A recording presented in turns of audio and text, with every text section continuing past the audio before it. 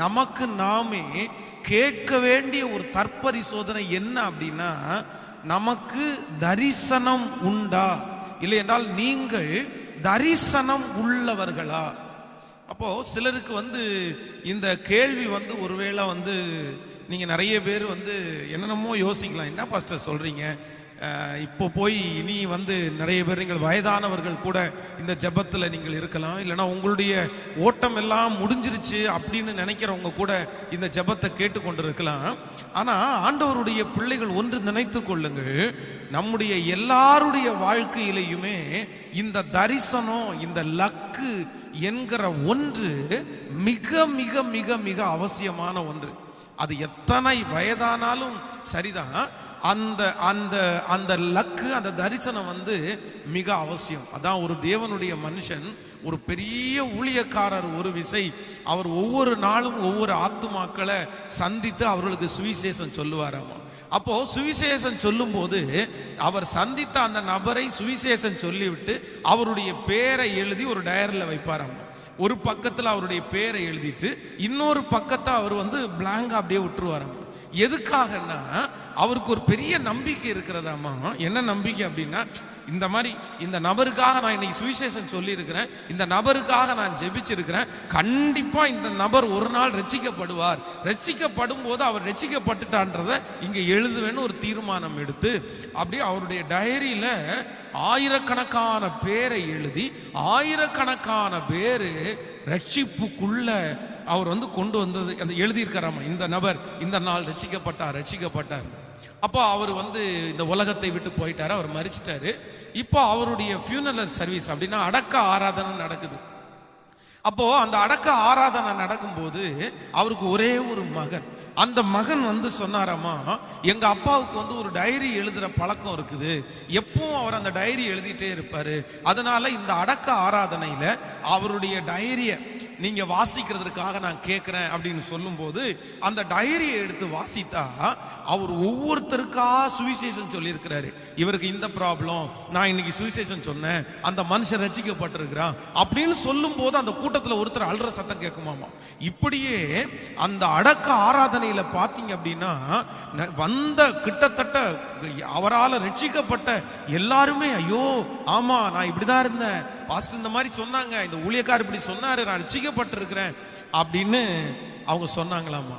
ஆனா அந்த டைரியை வாசிக்கும் போது ஒரே ஒருத்தருடைய பேர் மட்டும் எழுதி இன்னும் ரட்சிக்கப்படலைன்னு அதுல ஒரு கொஸ்டின் மார்க் போட்டிருந்தாமா. அப்போ அதை வாசிச்சவங்க அதையும் வாசிச்சாங்களாமா.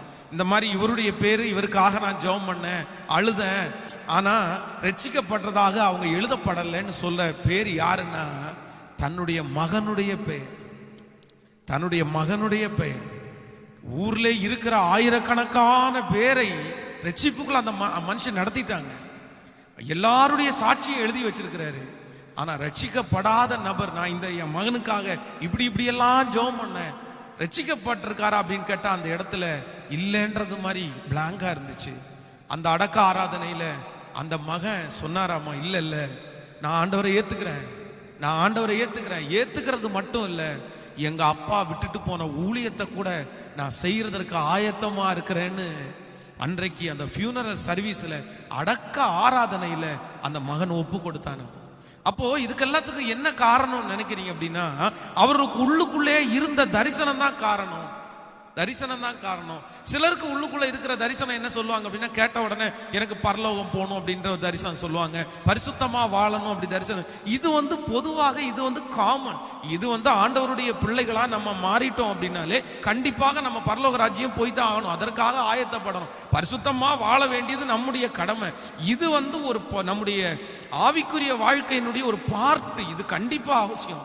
ஆனா லக்கு, தரிசனம் என்று ஒன்று கண்டிப்பாக ஒரு தேவனுடைய பிள்ளைக்கு வேணும்.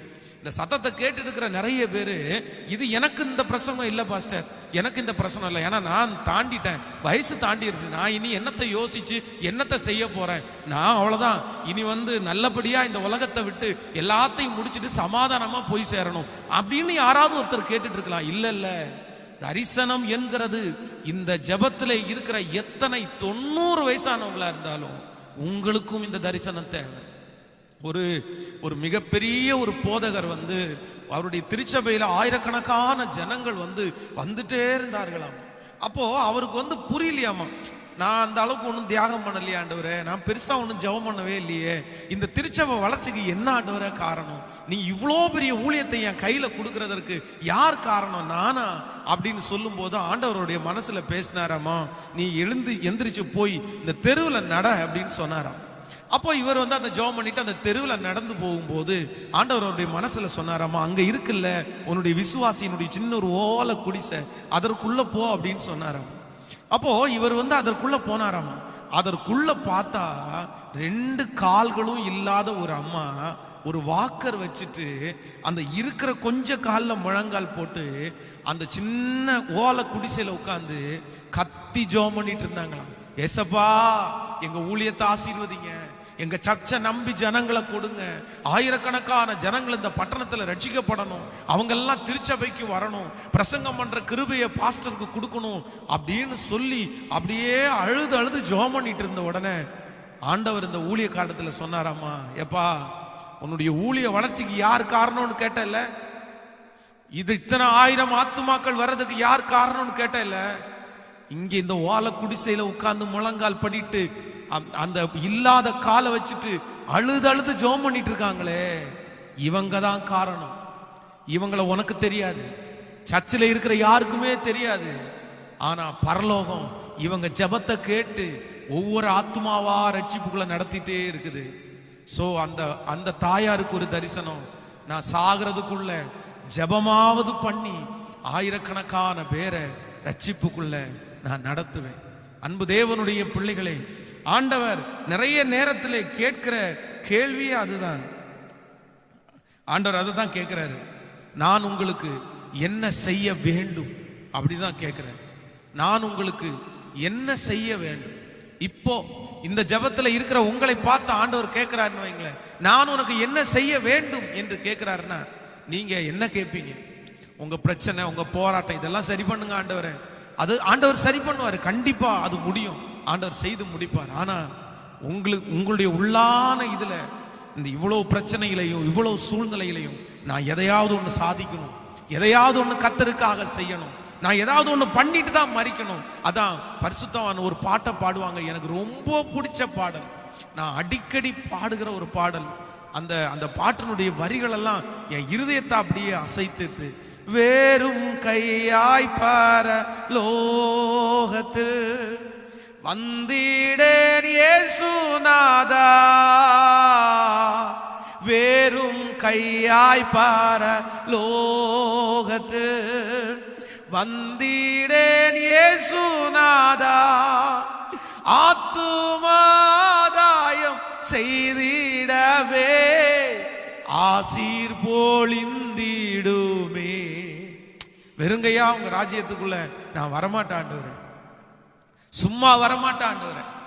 உண்மையிலே ஆண்டவருடைய பிள்ளைகளே, இந்த ஊழியத்துல இத்தனை பாடுகள், இத்தனை போராட்டங்கள், இத்தனை சூழ்நிலைகள், என்னுடைய இந்த வயசுல எடுக்க முடியாத பல பாரங்கள் இருந்தாலும், ஆனா என் மனசுக்குள்ள ஒன்னே ஒன்று மட்டும்தான் அடிக்கடி தோணும், பரலோகத்துக்கு போகும்போது வெறுங்கையா மட்டும் போயிடக்கூடாது, ஒரு பெரிய திரள் கூட்டத்தை, ஆயிரக்கணக்கான பேரை, லட்சக்கணக்கான பேரை பரலோகத்துக்கு கூட்டிட்டு போகணும். அங்க போகும்போது தூதர்கள் ஆண்டவர் பார்த்து என்ன பார்த்து பென்ஸ் அப்படின்னு கூப்பிட்ட உடனே என் பின்னாடி ஒரு கூட்ட ஜனங்களை, ஆண்டவரே இது உம்முடைய ராஜ்யத்திற்காய் நான் ஆயத்தப்படுத்தின ஜனங்களை பாருங்கப்பா, இந்த ஒரே ஒரு மகிழ்ச்சிக்காக, இந்த ஒரே ஒரு சந்தோஷத்திற்காக, இந்த ஒரு பெரிய பாக்கியத்துக்காக என் இருதயம் ஒவ்வொரு நிமிஷமும் ஏங்கிட்டே இருக்கு, ஏங்கிட்டே இருக்கு.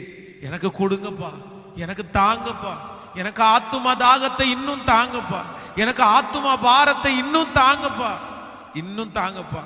நான் சாதாரணமா மடியக்கூடாதுப்பா, நான் சும்மா சாகக்கூடாதுப்பா. அதான் என்னைக்கு செத்து போனாலும், எப்போ இறந்து போனாலும் பரவாயில்ல, ஆனா என் டெட் பாடி படுத்து கிடக்கும் போது ஆயிரக்கணக்கான ஜனங்கள் வந்து அவங்க சொல்லணும், இவன் இந்த படுத்து கிடக்கிறாரே இவரு ஆண்டவருக்காக சாதிச்சிட்டாருப்பா, ஆண்டவருக்காக சாதிச்சிட்டார். அதான் எனக்கு இருக்கிற ஒரு மிகப்பெரிய ஆசை அதுதான். ஸோ இன்றைக்கு உங்களையே நீங்க தற்பரிசோதனை செய்து பாருங்க, நீங்க உங்க லக்கு என்ன, உங்க லக் என்ன? நான் ஊழியக்காரன், எனக்கு இப்படிப்பட்ட ஒரு லக் இருக்கு. நீங்க ஒரு ஆண்டவருடைய பிள்ளை, உங்களுக்கு என்ன லக் இருக்குது? ஒருத்தருக்கு ஊழியமா இருக்கலாம், ஒருத்தருக்கு ஊழியக்காரங்களை தாங்கிறதா இருக்கலாம், ஒருத்தருக்கு மிஷினரிகளை தாங்கிறதா இருக்கலாம், ஒருத்தருக்கு திருச்சபைகளை கட்டுறதா இருக்கலாம், ஒரு சிலருக்கு யூத்ஸ நிறைய பேர் ஆயத்தப்படுத்துறதா இருக்கலாம், ஒரு சிலருக்கு தன்னுடைய குடும்பத்தில் இருக்கிற ஏதோ ஒரு பிள்ளைய ஊழியத்துல இது பண்ற மாதிரி இருக்கலாம், இல்லைன்னா யாரோ ஒருத்தருக்காக முழங்கால் படிட்டு அழுது அழுது ஜெபிக்கிற அபிஷேகமா இருக்கலாம். உங்க தரிசனம் என்ன? சோ பார்த்த வெளிப்புறத்துல பார்க்கறது மட்டும் கிடையாது. நம்ம நிறைய பேர் என்ன நினைக்கிறோம்னா, வெளி தோற்றத்துக்கு 10 பேர் பார்க்கிற மாதிரி ஒன்ன நம்ம செலக்ட் பண்ணுவோம். இல்ல இல்ல, அப்படியெல்லாம் கிடையாது. பார்த்து அப்படியெல்லாம் கிடையாது. ஆண்டவர் பார்க்கிறார், உங்க தரிசனத்தை ஆண்டவர் பார்க்கிறார். சோ ஒப்பு கொடுங்க, கண்களை மூடுங்க, ஆண்டவருடைய சமூகத்துல மூடி இப்போ உங்களை பார்த்து அந்த தற்பரிசோதனை எடுத்து பாருங்க. பாஸ்டர், உண்மையிலே எனக்கு அந்த மாதிரி ஒரு தரிசனம் இல்லவே இல்லை. எனக்கு ஏகப்பட்ட பிரச்சனை இருக்குது, ஏகப்பட்ட போராட்டம் இருக்குது, இதை பார்க்கறதுக்கே எனக்கு நேரம் சரியா இருக்குது, இதுவே எனக்கு எடுக்க முடியாத பாரம். ஆண்டவருடைய பிள்ளையே, இது எல்லாருக்குடைய வாழ்க்கையிலும் சில சூழ்நிலை வர்றதுதான். ஆனா இந்த சூழ்நிலையிலையும் ஒரு தேவனுடைய பிள்ளை ஏதோ ஒரு சாதனை, ஏதோ ஒரு தரிசனத்துக்காக ஓடணும்னு தான் ஆண்டவர் எதிர்பார்க்கிறார். ஒப்பு கொடுங்க அப்பா. இன்றைக்கு இந்த தற்பரிசோதனை நாங்க எல்லாம் ஒப்பு கொடுக்கிறோம் ஆண்டவரே, ஒப்பு கொடுக்கிறோம்ப்பா. நான் ஒரு தரிசனம் வச்சிருக்கிறேன், நான் ஒரு லக்கு வச்சிருக்கிறேன், உமக்காக யாருமே செய்யக்கூடாததை நான் செய்யணும்ப்பா. ஆண்டவரே, இந்த வயசுல யாருமே இப்படி செய்யலன்னு சொல்ற அளவுக்கு அந்த வயசுல நான் வந்து செய்யணும்ப்பா. அதுக்கு என்ன நம்புங்கப்பா, அதுக்கு என்ன நம்புங்கப்பா. அதான்ப்பா என் தரிசனம். அப்பா, யாரும் செய்யாதத, இதுவரையிலும் உங்களுக்காக யாருமே செய்யாதத நான் செய்யணும். அந்த பலன் எங்க தரிசனத்தை, என்னுடைய தரிசனத்தை நிறைவேற்றுறதுக்கு பலன் தாங்கப்பா, பலன் தாங்கப்பா. உங்க கரங்கள்ல தாழ்த்துறோம், நீர் கூடவே இரும். இயேசுவின் மூலம் ஜெபம் எடுக்கிறோம் நல்ல பிதாவே, ஆமென், ஆமென், ஹல்லேலூயா.